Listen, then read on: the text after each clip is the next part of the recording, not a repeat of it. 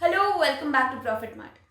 फरवरी 2022 में जब से रशिया यूक्रेन वॉर स्टार्ट हुआ है, since then globally almost all the countries are facing inflation and of course India is also one of them. तो आज के इस वीडियो में हम इंडिया की करंट इकोनॉमिक सिचुएशन के बारे में बात करेंगे एंड ऑफ कोर्स आगे गवर्नमेंट क्या डिसीजंस लेने वाली है टू टैकल दिस इन्फ्लेशन। तो इसके बारे में आज बात करेंगे। So let's get started.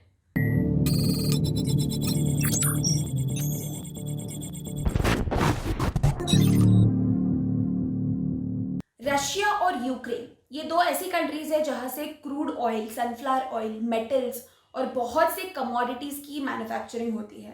पर अब जब से ये वॉर स्टार्ट हुआ है तब से इंपोर्ट और एक्सपोर्ट पर बहुत सारे रेगुलेशंस और रिस्ट्रिक्शंस लगाए हैं।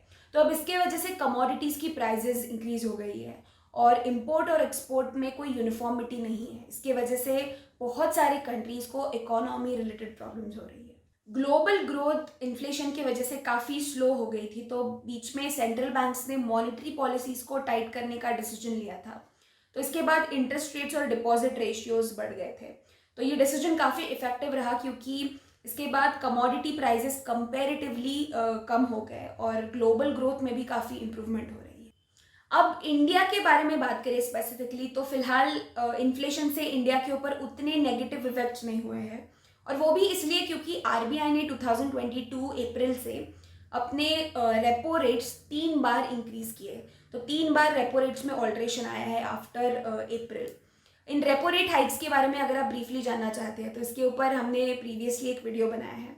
सो if you haven't check that out, उसकी लिंक हमने डिस्क्रिप्शन बॉक्स में अटैच की। Coming back to RBI, RBI ने जो रेपो रेट्स इंक्रीज किए थे उसके पीछे मेन रीजन ये था कि उन्हें इंडिया के इकोनॉमिक ग्रोथ प्रोजेक्शंस 7.2% तक मेंटेन करके रखना था। अब एनालिस्ट का फिलहाल ये एक्सपेक्टेशन है कि हेडलाइन इन्फ्लेशन फिगर FY25 तक 4% के अबव ही मेंटेन रहे। हेडलाइन इन्फ्लेशन फिगर बेसिकली एक रॉ इन्फ्लेशन फिगर है जो कंज्यूमर प्राइस इंडेक्स के थ्रू रिपोर्ट की जाती है, और प्रेजेंटली ये हेडलाइन इन्फ्लेशन रेट 7.3% है जो FY24 में 5 या 5.5% तक नीचे आ सकती है।